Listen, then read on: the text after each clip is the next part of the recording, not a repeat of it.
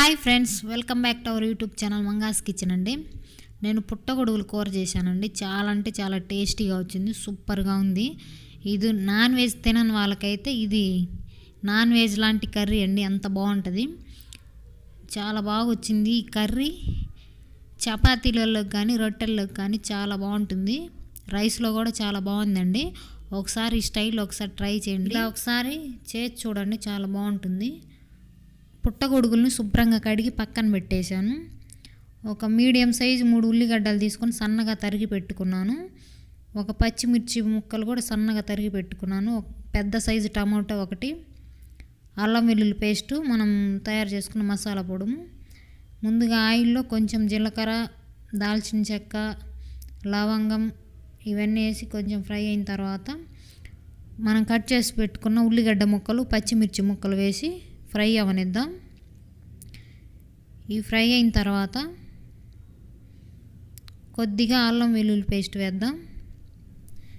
ఈ అల్లం వెల్లుల్లి పేస్ట్ కూడా ఒకసారి కలుపుకొని, అల్లం వెల్లుల్లి పేస్ట్ బాగా ఫ్రై అయిన తర్వాత మనం కట్ చేసి పెట్టుకున్న టమాటా ముక్కలు వేసుకొని ఒకసారి కలుపుకుందాం.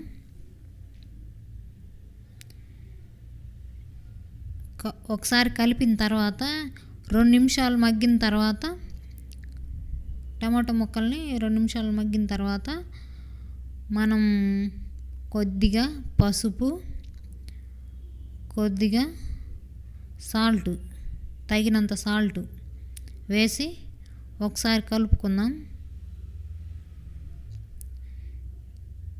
ఇది ఒకసారి కలుపుకొని 2 నిమిషాలు మూత పెట్టి ఆయిల్ పైకి వచ్చేంత వరకు మూత తీసుకొని మనం కట్ చేసి పెట్టుకున్న పుట్టగొడుగుల ముక్కలు వేసుకుందాం.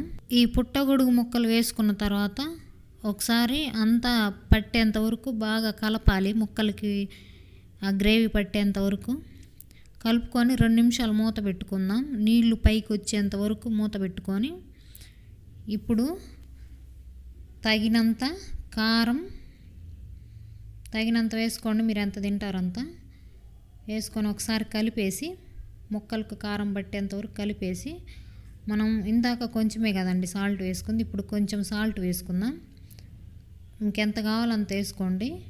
ఇప్పుడే చూసి కొంచెం సాల్ట్ వేసి ఒకసారి కలుపుకొని మళ్ళీ 2 నిమిషాలు మూత పెట్టుకుందాం.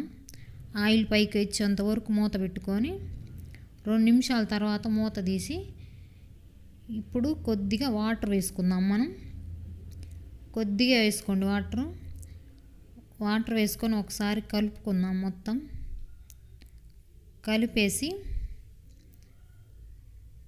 కలిపేసిన తర్వాత మళ్ళీ 2 నిమిషాలు మూత పెట్టుకుందాం.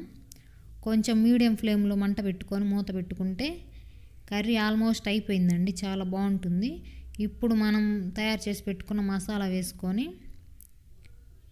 కలుపుకుంటే కర్రీ రెడీ అండి, చాలా బాగుంటుంది. 2 నిమిషాలు మూత పెట్టుకొని 2 నిమిషాలు మూత పెట్టుకున్న తర్వాత ఇంకా ఆపేస్తే కర్రీ రెడీ అండి. చాలా అంటే చాలా టేస్టీగా ఉంటుంది.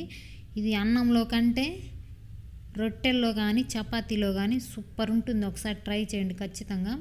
కొత్తిమీర ఉంటే వేసుకోండి, నా దగ్గర లేదు. చాలా అంటే చాలా బాగా వచ్చింది గ్రేవీ. ఈ పుట్టగొడుగులు హెల్త్కి కూడా చాలా మంచిదండి. ఒకసారి ట్రై చేయండి ఈ స్టైల్లో. మీరు ట్రై చేస్తే కమెంట్ బాక్స్లో కమెంట్ చేయండి. Please like, share, comment, subscribe my YouTube channel.